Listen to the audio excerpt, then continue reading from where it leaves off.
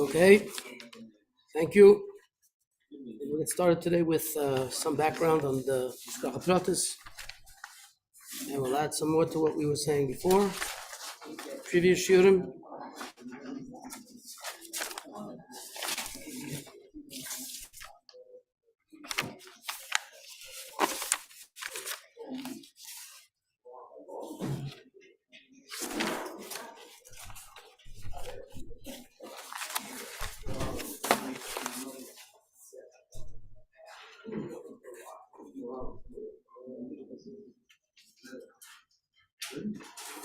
Okay, we know already the Shita Baal Shem Tov. We elaborated on it.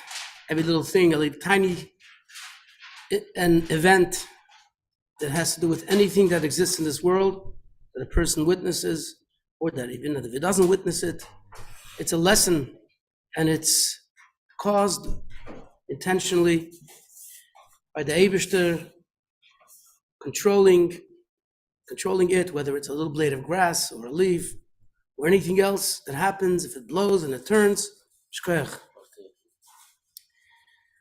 So that's the Baal Shem Tov Shita. And another thing that we said is a chiddush, part of the chiddush of the Baal Shem Tov. Not only everything that happens is by design and intentionally orchestrated by the Eibishter to the tiniest detail, but also it's part of the master plan. Now that's another thing besides the fact that everything that's happening, the Eibishter makes it happen and causes it to happen.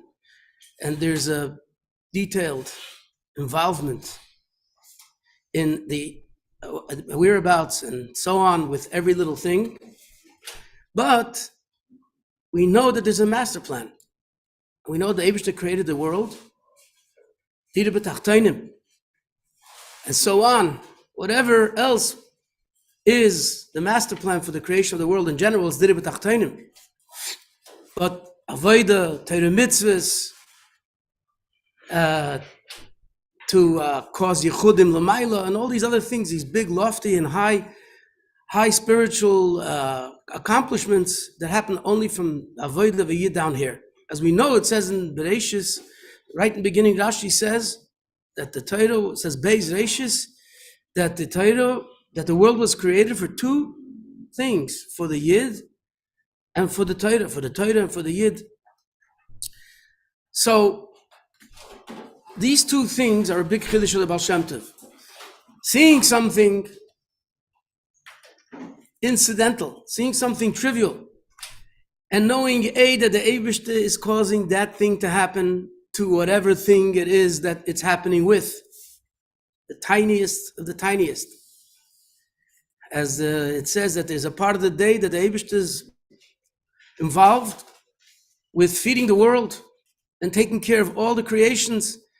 And the Gemara says, from the biggest karnei to aim, which is a symbol of something very big, until Beitzei Kinin, eggs of lice.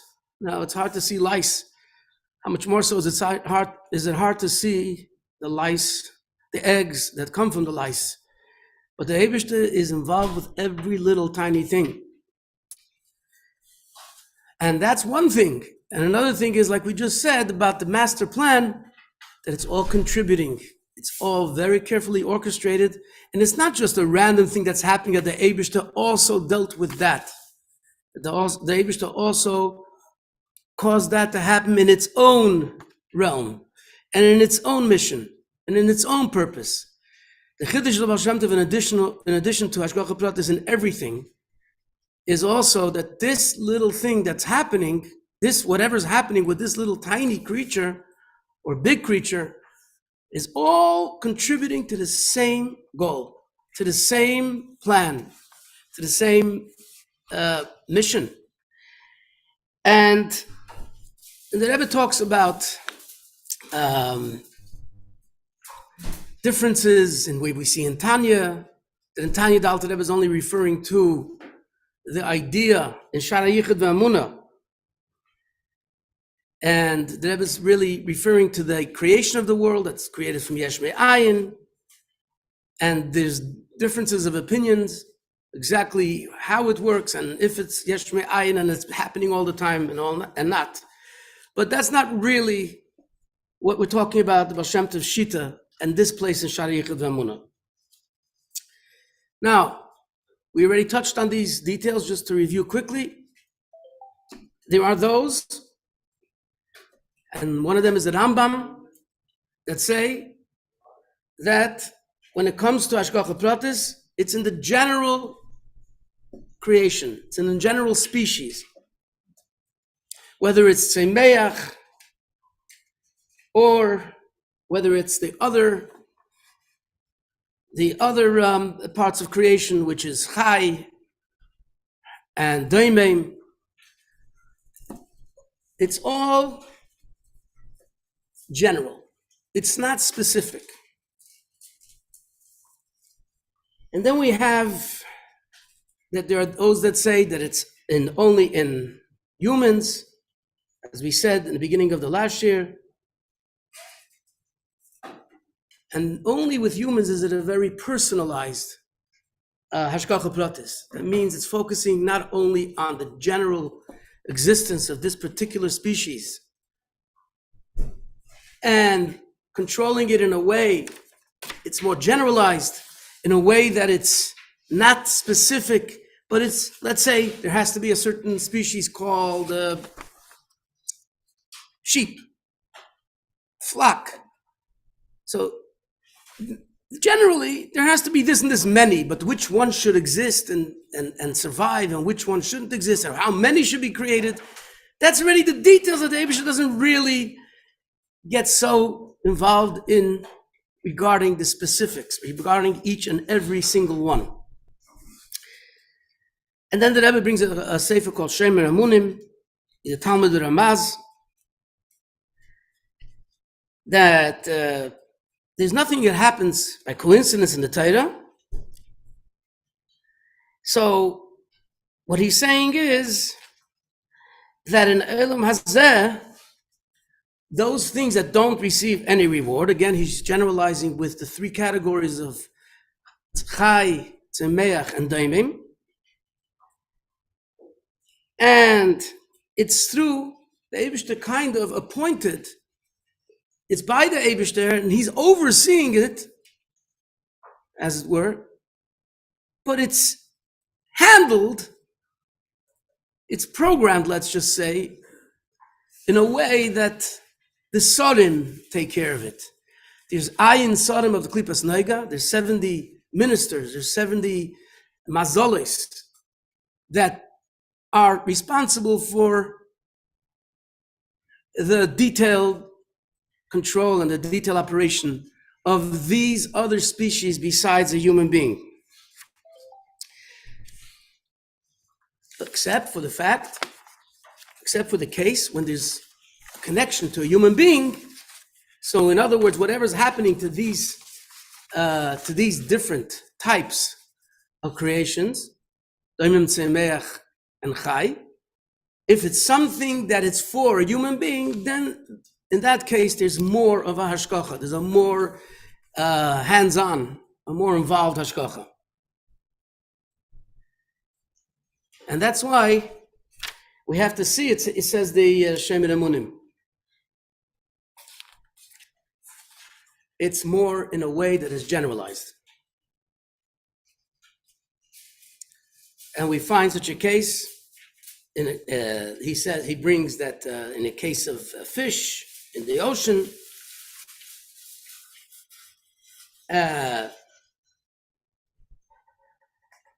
you don't see that it should be so specific and so detailed. Yeah, that's what I'm going to bring from the Sikha. It's not going to remain this way. The Rebbe is not going to leave it to be understood this way.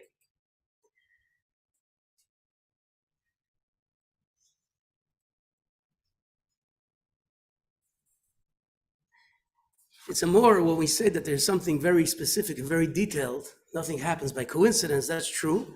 But he explains that it's more from a higher level. It's more from a level that's above, and it could be dealing with these details, but in a way that it's much more removed, not that much closely involved, not intimately involved. So, and then he brings from the Rambam also the same idea.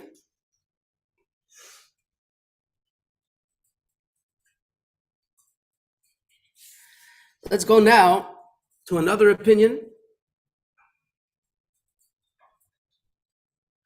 and that is, even when it comes to human beings, we know that this opinion holds that it's only about tzaddikim, righteous people, that have this very, very detailed hashgacha, but it's not about those that don't keep Torah and aren't considered those that follow and are careful to be from to be shayma Torah mitzvahs. So here you see also, if you're following, it's being taken and broken down to more and more details. Maybe there's differences between the two. Obviously, when it comes to Daimim, Tzemeach, and Chai, it's general. But on the other hand, when it comes to humans do have a very careful hashgacha, but still not everyone. And those that are not, perhaps they do have more of hashgacha than the other types, but not as much, and not what we call hashgacha in every little tiny detail. So the Rebbe says we have to understand what's going on over here. Are we saying that there's chas v'sholem a question about Hashgacha Protis? How can we say there's a question about Hashgacha Protis? These are people who believe in the Eibishter. How could there be something going on without the Eibishter's involvement, without the Eibishter's wanting it to be that way, making it happen that way? So we have to understand exactly how this ends up working out. And the Rebbe is going to explain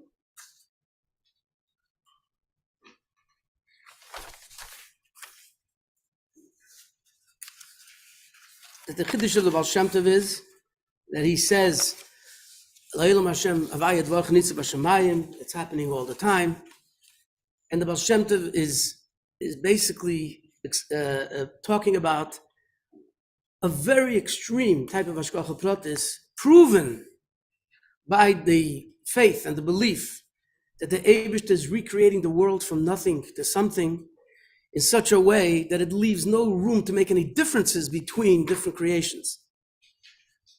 And the others, they didn't hold from this extreme kind of shita of L'olam Havai Dvochin Shemayim, means creation is being recreated from every moment, literally every little nivra, because there's differences in opinion about the tzimtzum and all that.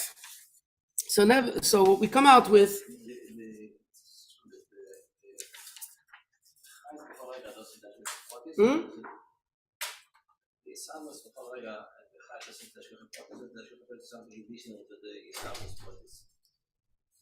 So what they say is, and thank you, Rabbi Kamika, what they say is that there's differences in the creation, which has to happen by the Eibishter, and what's going to happen with this creation.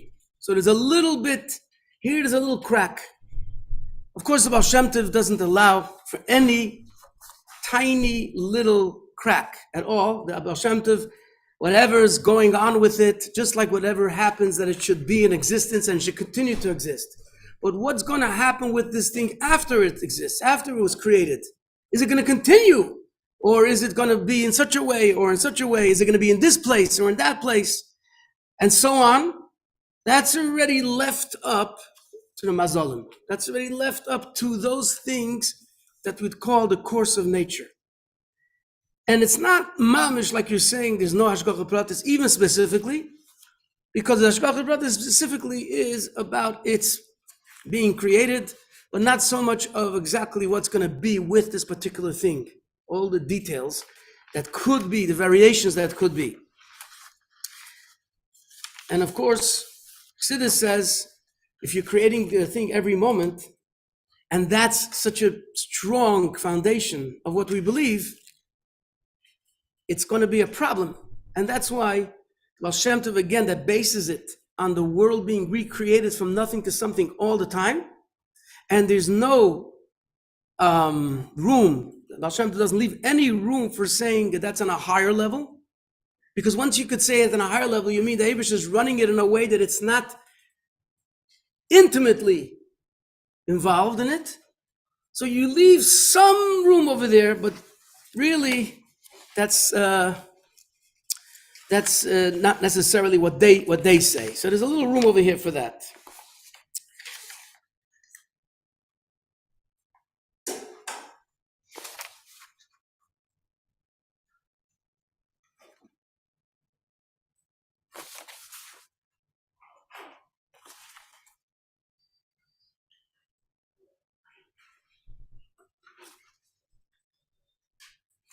Just want to quote over here that even according to these, as the Rebbe points out, that in this, meaning what we said, the difference between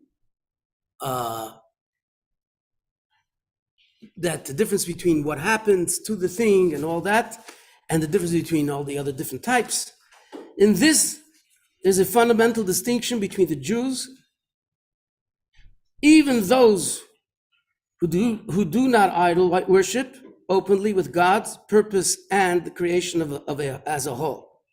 As Rashi states at the very beginning of the commentary of the Torah, all of existence was created for the sake of the Torah and for the Jewish people.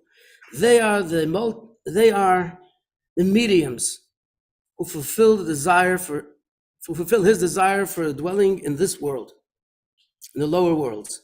The creation as a whole, by contrast, merely serves to create a setting where this purpose is fulfilled. So that's basically what I was looking for, this little fine distinction. The distinction is, and this is where there's a little room for difference of opinion. Of course, when we learn Chassidus, we see there's no room, but it's based on a very strong belief with no compromises in the fact that the Eibishter is recreating every little creation from nothing to something, and it's happening all the time. But there is a distinction, and this Chassidus will agree as well, that the human being has a direct purpose to fulfill the purpose of creation, the reason for creation. The human being is not just there as a setup. The human being is not just there as furniture, as props. So here's where we could see that they were focusing on a different part, on a different aspect. And really, everybody agrees in the same level of Hashgacha Protis of the Baal Shem Tov, because you're talking about big tzaddik and big Deilei Yisrael. So the Rebbe says it's not possible that you should say that they don't believe in the same Hashgacha Protis that Baal Shem Tov is talking about. But what they are saying is, when it comes to the mission, when it comes for the purpose of a creature or creation, the human, especially the Yid that's fulfilling Torah mitzvahs, he's much more directly involved in making it happen. The other creations are not making it happen. They are there, so there should be a setup of the world. And with a setup of the world, you need to have all these things that exist. And of course, that enables that there should be whatever is needed, a place, a world, with all kinds of things that the world has to be made up of. And every little detail is very, very important. As the Frierdiker Rebbe brings a mashal of a balabasta, of a Jewish woman, a Eshes Chayil, that's running her house. And she's involved in many, many, many details. And she's very careful about every single detail. And every detail that's there is because there's a reason for it. Otherwise it wouldn't be there. And it's arranged in a certain way. But still, you can't say that each thing that's in the house is as valuable and as important as those things that make these things need to be there. Those things that these things are serving, those important things, raising the children and so on, or doing different tasks that have much more to do with the operation of the home. So it should be a Jewish home and it should be a proper home. And you can't compare. So even though it's Hashgacha Protis because it has to be there for the setup, it has to be there because there needs to be a world. And the world has to be in such a way that the Eibishter puts in every little tiny detail. And no one disagrees with that. And every tiny detail is there, but it's still not part of the mission enforcer or the mission implementer. The only one who is the mission implementer, and that's why there's differences between all three different types of creations, Doimim, Tzemeach, and Chai, and the human species, because the human species is not only there to be there as a prop, so there could be a world, and then there could be a avodah for a yid that's in the world, but the yid is there to actually work with the world. There's a story that it's a famous episode that someone relates on my encounter in Living Torah, and this is very profound. And the Rebbe, with these few words that the Rebbe tells this individual, it's like everything we're trying to talk about in Hashgacha Protis. With these few things that the Rebbe says to him, and you probably saw this video at least once. I saw it quite a few times, and it's one of those like top 10 for me, because it takes care of such a difficult question in such a short, in a sentence, basically. And not only that, I had Hashgacha Protis. Recognize those words? I had Hashgacha Protis, an interesting Hashgacha Protis lately, about 3 weeks ago, 4 weeks ago maybe, I think it's 3 weeks ago. I met someone on Shabbos, and he tells me, "Oh, say something geschmack." I said, "What do you have?" He said, "I have something very geschmack." So I said, "What's very geschmack? What do you have?" So he says he was in Monsey, and he was davening in this place called Shiner's Shul or something like that. It's between Pomona and Monsey. Many people know this. It's amazing. You can go there, daven there, catch a minyan every time of the day. It just depends what tefillah you're davening. And you get food there. It's a happening place, very happening place. He meets someone, a random guy. Guy comes over to him and says, "You're Lubavitcher. I want to tell you something." This guy's a frum guy. Comes over to him and he says, "I grew up in a Satmar home, and then I went off completely. But like the Satmar know how to do it. And I became frum." How did I become from?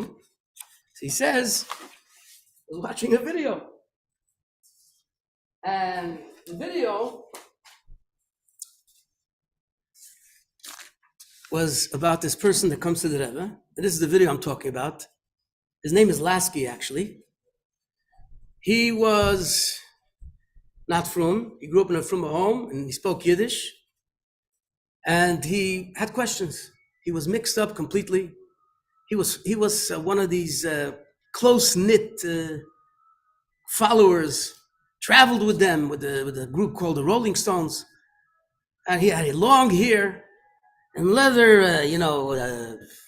leather jacket type with boots. And it came to a point where he started asking questions. His neshama started sending him signals. "I'm hungry, I'm hungry, I'm hungry." And so he was looking for something. So he ended up trying something with a guy that has to do with Buddhism, and he was like really shooting in the dark. And this guy actually told him, "You're Jewish." This like mentor kind of guy, or some guy that he looked up to that was more advanced and he was already an authority, Havdil. We would call a Havdil a mashpir or something, to even compare. And he said to him, "You got to go to your own people." So he ended up going to Rabbi Gerari, Rabbi Nissi Gerari, who was then in Buffalo. I guess he lived in Buffalo. And he said, "I have problems, I have questions about the Eibishter." And he started asking some of his questions. He says, "Listen, if you want to answer to such questions, you got to go to the Lubavitcher Rebbe." Okay? He says, I have a nephew. I think his nephew's name is Handel. I think it's a nephew. And I'm going to arrange for you to be able to ask the Rebbe. But he wants this right away. He's plotting already. He's going through a very tough time. And he said, my nephew's going to already show you how to get to the Rebbe without a Yechidus. This was, I guess, before dollars and all that. Comes to the Rebbe. He comes to Crown Heights and he meets this Bacher, Handel. And this Bacher sets up, tells him, listen, the only way we're going to do this is the Rebbe is going to be coming back to 770 in his car. Maybe from the oil. I'm imagining it's from the oil. Probably is, but I'm not remember precisely exactly. So, and when the Rebbe is going to pull up, the Rebbe is going to get out of the car. When the car is going to pull up, the Rebbe is going to get out. You have to intercept. You have to step right in and just ask the Rebbe your question. Talk to the Rebbe. He describes this, and as he's describing it, he starts crying. He describes his encounter with the Rebbe. He said it was a freezing cold winter night, really bitter cold. And he stopped the Rebbe by the steps, by the lower level steps, I believe it was. You know, going into the original 770, there's a few steps and you walk like some 20 feet or something, and then there's more steps. I think he intercepted him from the sidewalk where you go onto the steps. And he said, Entschuldig, Ents, sein der Rebbe, the Lubavitcher Rebbe, are you the Lubavitcher Rebbe? He's talking Yiddish now. Ents is a different kind of Yiddish. Are you? Seid ihr, you know? And the Rebbe says, was ist euer Namen und was wollt ihr? What's your name and what do you want? So he says, ich habe eine Frage. I have a question. And this is all, and he's describing how his eyes and the Rebbe's eyes are interlocked. And there's nothing else in the world. He felt he was transformed to a different world. And he breaks down crying. He just remembering that experience. He said he cannot describe it. It's like something he never ever felt. So the Rebbe said, Freg, ask. So he says to the Rebbe, Avu is God. Where is God? I mean, that's a question like coming to Hillel and teaching me the Torah on one foot. You know, it's just as challenging. Who is God? You know, like, where do you start? So the Rebbe says, I'm not telling you exactly. You could all watch it. It's very, very profound. I had to watch it 2-3 times to even understand what the answer is. But I think, after thinking about it and asking around, I think I got what it is, and I'll share with you the way I understand it. So the Rebbe says, Iberal. So everywhere. So the Rebbe says, so he says to the Rebbe, Aber Rebbe Avu. Where? But Rebbe, where? You stand, his neshama is talking. He's like in pain. He needs answers. So the Rebbe says, Iberal, in a beam, in a stein, everywhere, a tree and a stone. So he says, Aber Rebbe Avu. So the Rebbe says, at some point, I don't know if it went on 2 or 3 times, but he insisted. And the Rebbe said, in dein Hart, also wie du fragst. The way you're asking, he's in your heart.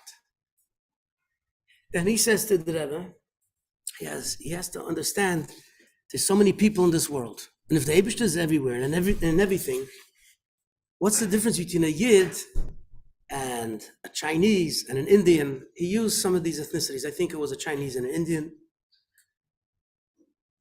So the Rebbe says these words, and this is mamish what we're learning here now. It just has to be deciphered a bit. The Rebbe says, the Indian, Chinese, I'm not sure, but to that effect, has their purpose for what they're created to be. And the tree and the stone has its purpose for what it's created to be. But the Jew is the one who lifts them all up. So when you talk about Hashgacha Protis, of course, if you look at it from a perspective, you're just trying to show the difference between the mission, between the task, between the purpose of a creation of a Yid, which is also including the general mankind, then you're not talking about the same, what we gave the mashal with the alabaster. You're not talking about the same type of importance. What Baal Shem Tov is saying, and it doesn't seem that there is really an argument here, what the Baal Shem Tov is saying is that regardless of how important it is, it's being created from the Eibishter, and it's being given its existence constantly from the Eibishter's involvement and the Eibishter's planning and the Eibishter's controlling that little tiny thing. And so here we could understand that there's a very big difference in what we're talking about. If we're talking about something that's there because it has to be there to be what it represents, which is a component in the world that's necessary, okay. The Baal Shem Tov says that it's for sure, and it's not even a doubt, that it's the same Eibishter and the same involvement, and this is where there could be a mistake, and that's why it's so important that the Baal Shem Tov was mechadish this. Well, mechadish means that he brought it out. He made sure to highlight it, to make there should be no doubts, there should be no mistakes, no questions. But when it comes to what's here because of what, and what counts more, not what takes more of the Eibishter to create, but what counts more, what the purpose is for, then there's a very big difference. Rabbi Kahanov mentioned something that the Rebbe speaks about in a Sicha. It's a Sicha in Chelik Zayin Lekut Sichas, Pasha Shmini. It's a very, very interesting Nakud over here about Hashgacha Protis. The Rebbe talks about a Rashi. It's a Rashi Sicha. It's a Rashi Sicha. And the Rebbe focuses on a Rashi. As you know, the Rebbe's Rashi Sichas are like, the Rebbe takes every piece of Rashi, takes it apart, analyzes it, examines it, asks a bunch of questions, and then the Rebbe explains it. This Sicha, as soon as I find it, is on the pasuk. Where am I here?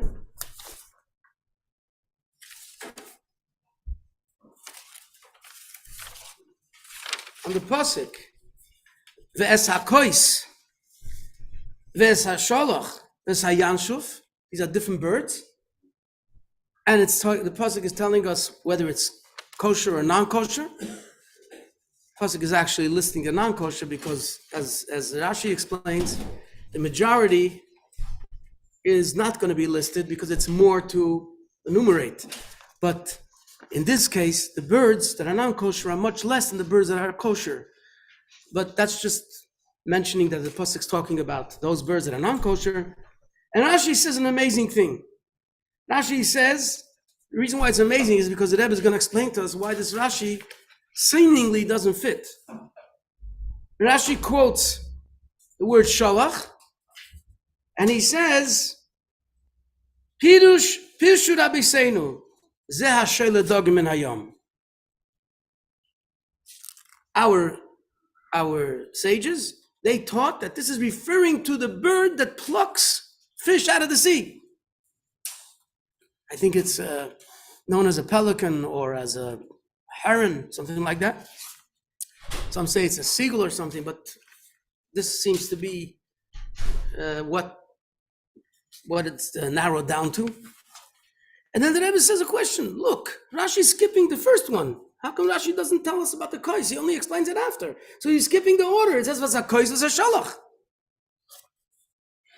And then Rashi says Pirshu Rabbi Seinu, but Rashi goes on to explain another pirush on what the shalach is, something different. And Rashi explains why that one is pshuta shel mikra, is a plain understanding of the pasuk. So the question is, what's going on? We know Rashi's whole, his pirush is for pshuta shel mikra. That's what Rashi's here to bring. If Rashi needs to somehow compensate for an imperfection in the pirush that gives us a little problem, so Rashi is going to also bring another pirush that between the two of them, you have an understanding that doesn't have a little problem here and there. But why would Rashi start with Rabbi Seinu Amru? And another thing that Rebbe says, why is he saying with Rabbi Seinu Amru? Rashi doesn't usually refer to where the Pirush is from. Rashi brings a Pirush unless it's important to mention that Pirush. And the Rebbe, of course, elaborates in the Sikha everything about Rashi, how Taka makes more sense. What Rashi says it is talking about the jaws. It has a human jaw, and it brings from different places, from Gemara, and brings from Targum Onkelos, and so on.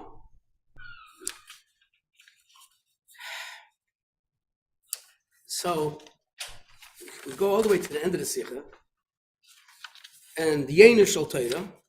I'm just looking if I ever made a mistake and didn't bring it.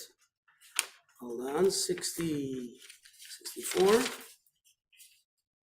61, 62. Yeah, I have it there probably someplace. And Rashi and the Rebbe says, you know why? Because Rabbi Yochanan, when he saw a shalach, when Rabbi Yochanan saw a shalach, this bird, he would say, this teaches us, and this is referring to the pasuk that says in Tilim, Mishpatecha tehoim rabba. Your judgments are all the way, reach all the way, and are in the ocean, the deep ocean. That means we shouldn't think that the Eibush is only dealing with what's visible to us on dry land. No, Mishpatecha tehoim rabba. What does this mean? Basically, what we're saying is that the fish that's being plucked by this shalach is predestined. It's already from the Eibishter. Which fish is the one that's supposed to be killed? Now, you know the ocean is full of fish, and the shalach is doing it randomly, so to say. But no, the Rebbe says, and Rabbi Yochanan says, that this is Hashgacha Protis.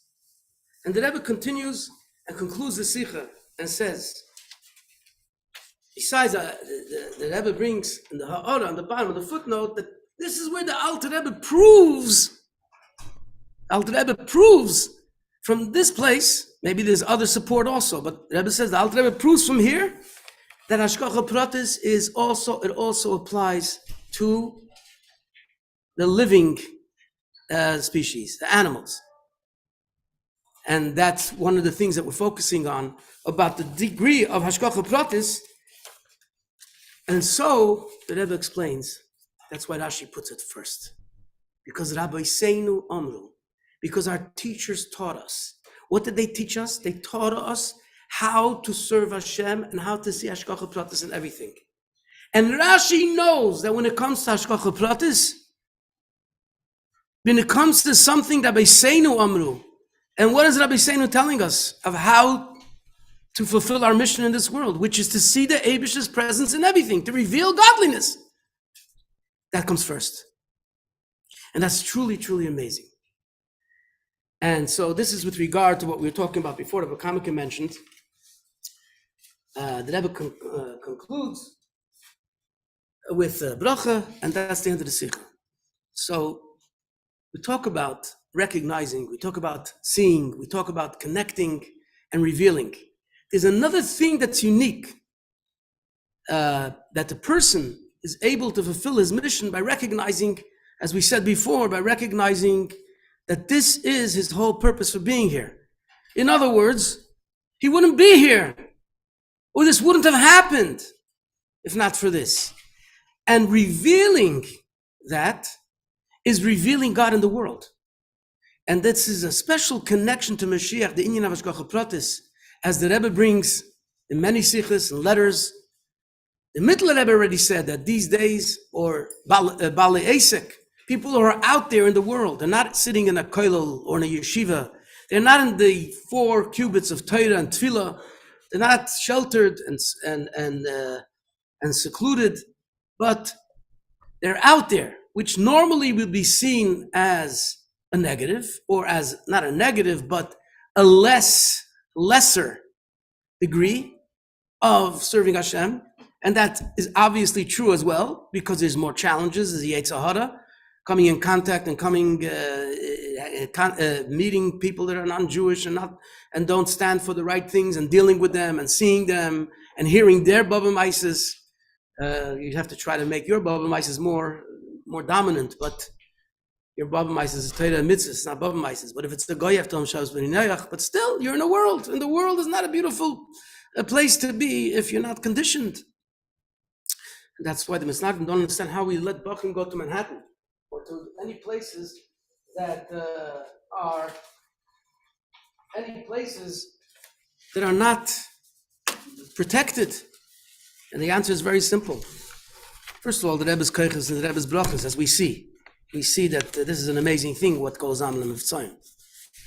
Second of all, when you're busy dealing with somebody and elevating that person and making that person closer to Hashem, you're busy giving someone a lekus. You're not going to be on intake, you're on output. And that's why you, at that moment, don't have it's a hurry, you don't have this nisayon, you don't have this challenge, this risk. And it's 100% true. And you see in other cases when there's no mitzvahim, taka, those bachrim who stam go to hang around and run around, they have a problem with becoming influenced and becoming mixed up and all that. So sometimes getting closer to the enemy is safer than being away from the enemy. Okay, so having said that, there's a Mishnah. There's a Mishnah in Pirkei Avos. Also, a Mishnah that's very strong about Hashgacha Protis. It's a story with Hillel HaZaken. It's a Mishnah in Mishnah Vav. That's according to the Alter Rebbe, Mishnah Vav. And some have it as Mishnah Zayin. And the Mishnah goes as follows. Af hura gogelos achas, Perek Beis, Mishnah Vav. Talking about Hillel HaZaken, he saw a skull. Everyone knows this story. He saw a skull. Af hura gogelos achas, shetzafa al pnei hamayim, that was floating on the water. Where was Hillel? He was either in Bavel or in Eretz Yisrael, but he was very far from Mitzrayim. And he was very far from Nineveh, because there's an opinion that says that Parai ran away to Nineveh and he became a king. He was saved. He didn't drown by the Yam Suf. Nevertheless, first of all, the Rebbe brings what's brought from the Medrash, that this is talking about the skull of Parai. And Hillel HaZaken has a nitzutz, has a spark of Moshe in him. Some say a Gilgal. I saw the Lashon by the Rebbe, nitzutz. And there's a similarity between Hillel HaZaken and Moshe Rabbeinu, because Moshe Rabbeinu lived 120 years and Hillel HaZaken lived 120 years. Hillel HaZaken was a Nasi. Hillel HaZaken taught Torah to the many Yidden, to a big percentage of the Yidden. And Hillel HaZaken, there's a third thing, he was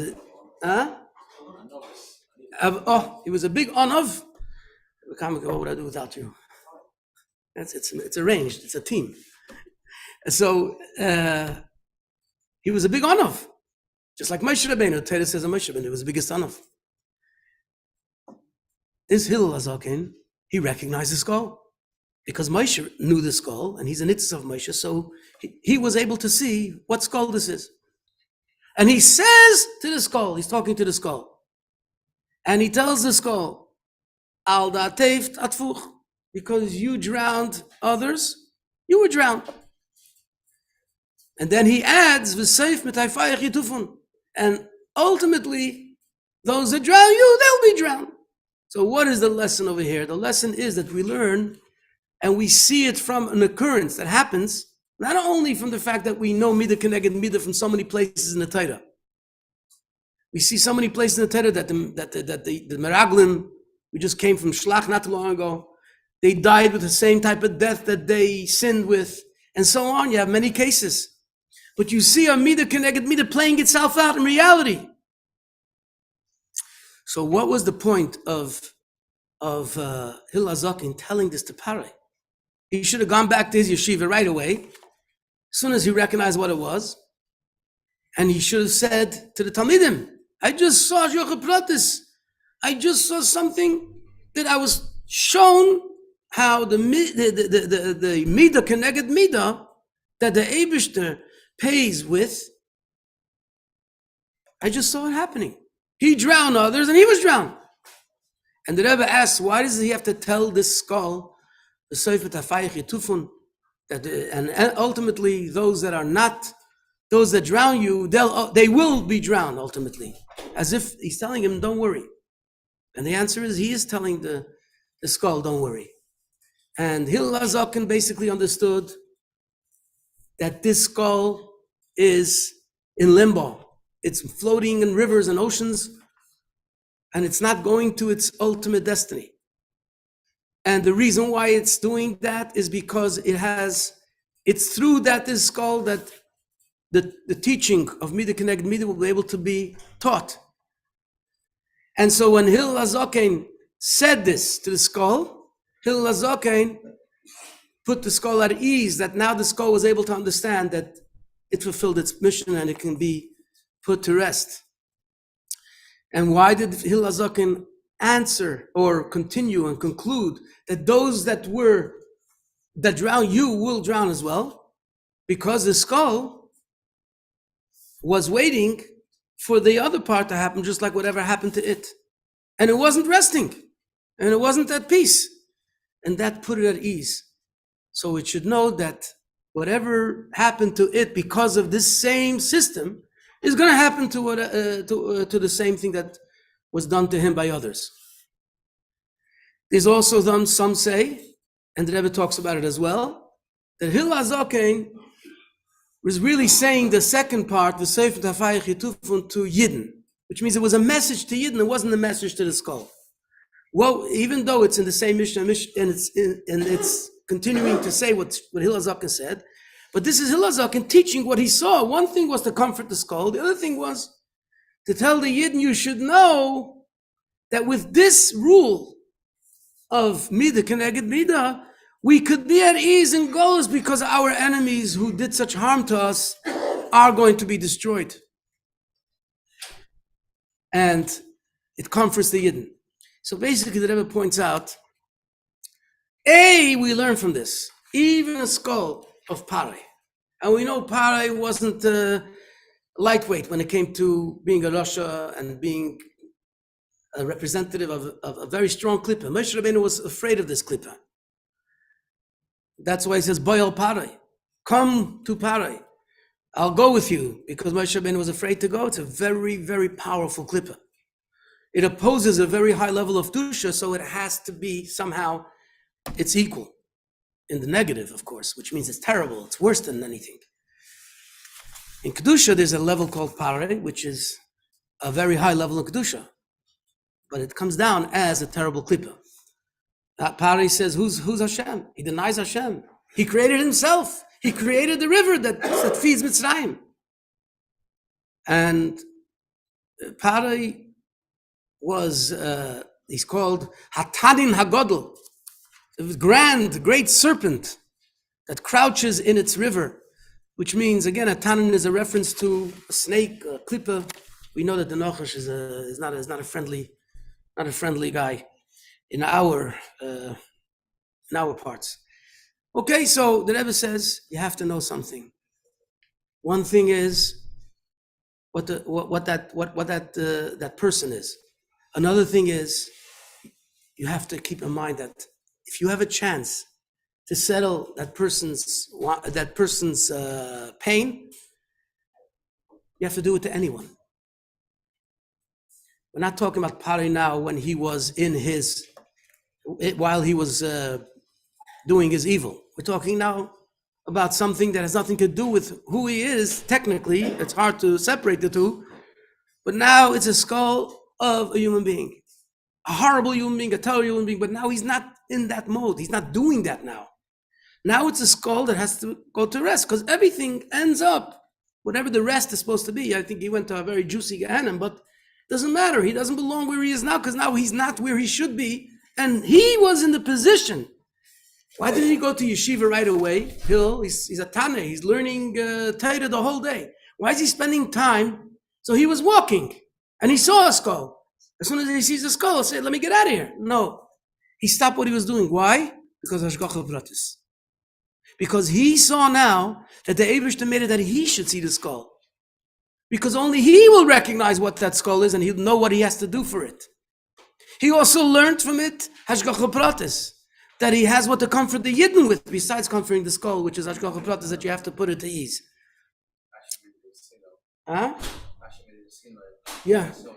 So, yeah, Rabbi Kamika, anytime, I'll see you. He's pointing out, Rabbi Kamika is pointing out that Rashi once saw a woman riding on a horse. A minister, a lady minister, whatever you want to call her. And Rashi used that, which they wore a certain kind of apron, and Rashi used that to describe the ephod in the Mishkan that the Kohen Gadol wore. So the Rebbe asked, why would Rashi use that, say, like the women who ride horses wear? So the answer is Rashi asked himself a question, Hashgacha Protis.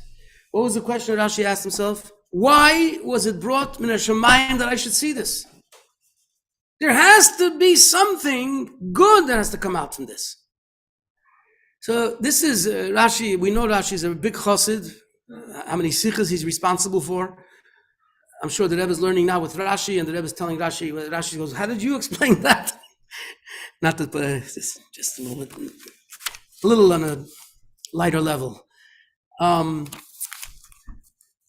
And Rashi said, of course, I either could use it in the wrong way only, which means it'll give me some bad thoughts, distraction. It'll bother me that I saw such a thing to begin with. I'll be upset. Maybe something's wrong with my level in Kedusha. Or I could turn it over and use it for a greater good that otherwise it would be hard to describe what an ephod is. And we have another case of Hashgacha Protis. An amazing thing. You find these things in the Torah, you just have to keep your eyes and you see them. There's a pasuk in the Torah about someone who kills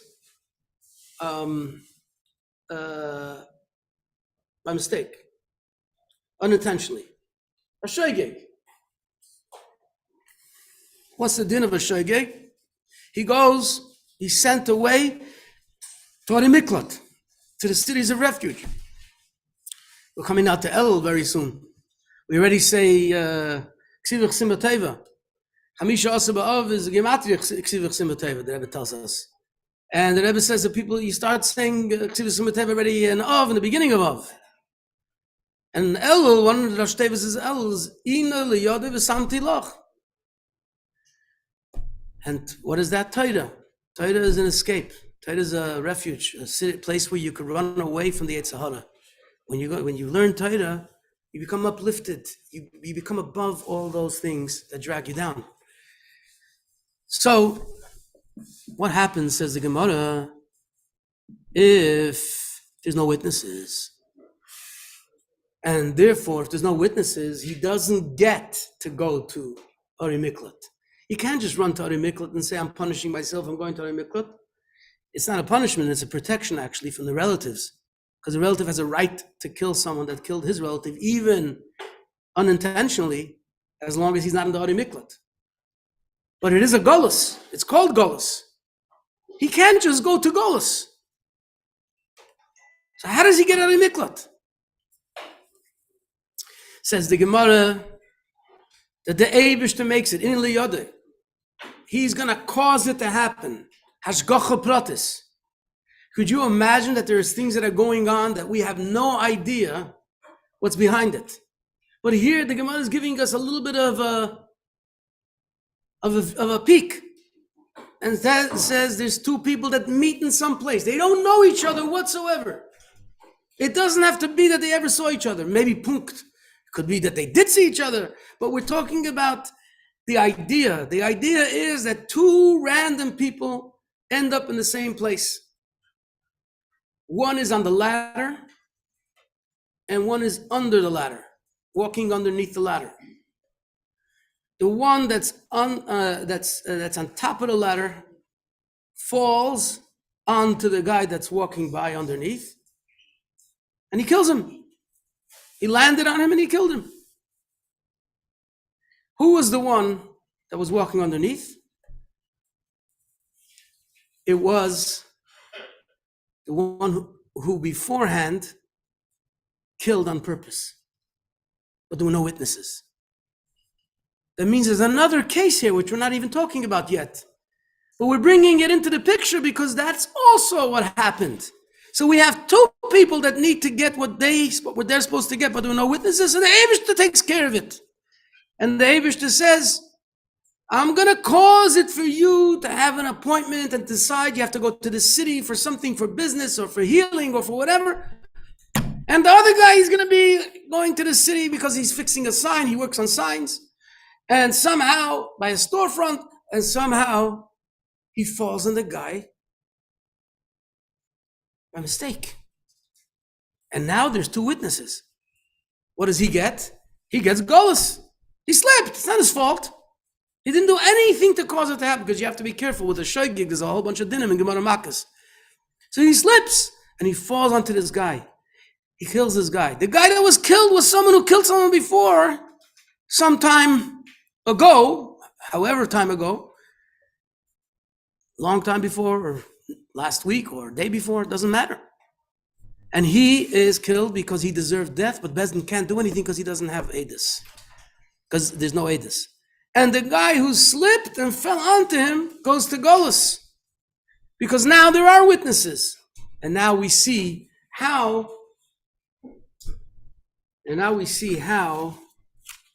everything is orchestrated by the Eibishter.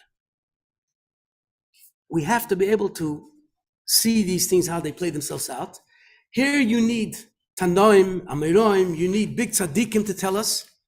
And it's not to say that every time this kind of case is going to happen, anyone has the authority to say, oh, this is okay. Now I know. I didn't know that he killed on purpose. But look, he died now.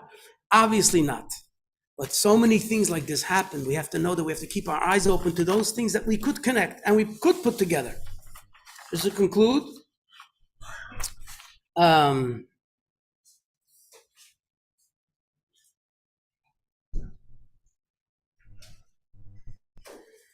I'm trying to find a short one because we have a minute left. In the Torah, another Hashgacha Protis. An amazing Hashgacha Protis. That means the Torah is telling you that the Eibishter, what is it going on telling us when it comes to this case that I just brought with the witnesses and with the killing on purpose, killing not on purpose?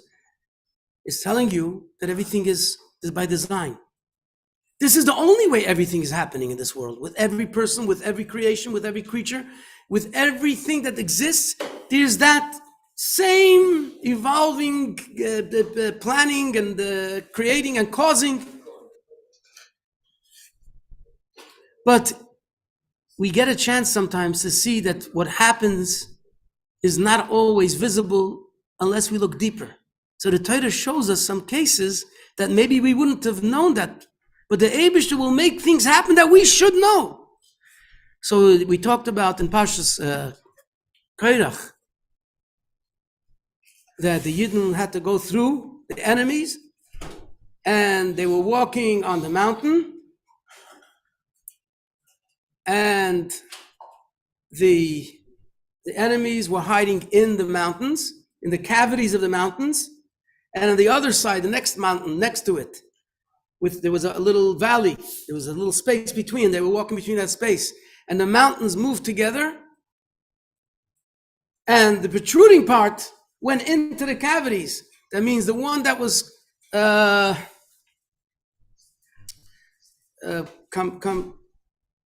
one that was matching it went in and killed those enemies. But then Moshe Rabbeinu starts singing, Oz Yashir Yisrael. And he starts singing a whole shira for a big miracle that happened. About the Be'er. What about the Be'er? The Be'er is with them for 40 years. What is about this Be'er, this rock that gave them water? So Rashi says, the Eibishter said, who's going to tell the Yidden? Who's going to tell my Kinderlach about the miracle that happened? Because the mountains moved back and the Yidden walked through. The mountains stayed together. The Yidden walked on top of the mountain and no one knew anything. But the Be'er went down there and dragged all the parts of the bodies of the enemies and dragged it up to where the Yidden could see it. So we could be looking at a Be'er and we suddenly see some parts of bodies. Or we could say, no, the Eibishter made things happen, so we should see what he's doing. And the idea is that the only purpose for us being in the picture is to be able to recognize Hashem's doings. And that's why Hashgacha Protis is the most practiced, constant in every situation. There's no end. It's just a matter of tuning in and seeing more and more and more. We should see the Gula now.